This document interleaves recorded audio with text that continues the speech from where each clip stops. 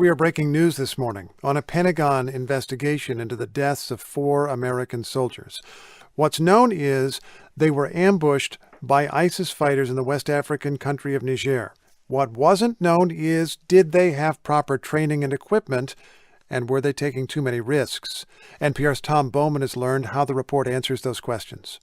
The report will say there was no single failure, no deficiency, as the sole reason the men died outside the village of Tongo Tongo on an October afternoon. But the report says the soldiers did not have the necessary training before arriving in Africa and before the mission, and there was a contradicting and confusing approval process for missions up the chain of command of the American Special Operations Forces.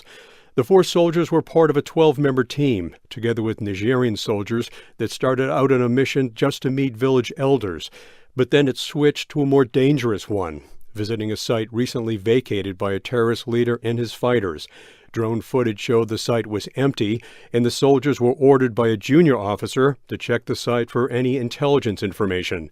A synopsis of the report focuses on the Special Operations Command in Africa, although it does not blame any individuals. It leaves many questions unanswered. Who should have approved the mission, and at what level? And what was the responsibility of the top generals of Africa Command, who oversee all military operations? And why did the Chief of Staff from Africa Command write the report instead of an independent officer?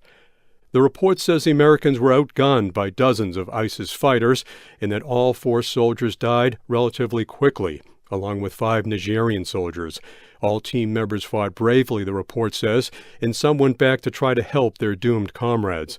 French Mirage jets showed up as the ambush was coming to an end, made several low passes, scattered the terrorists, but did not fire. That's because the pilots could not distinguish between friend and foe.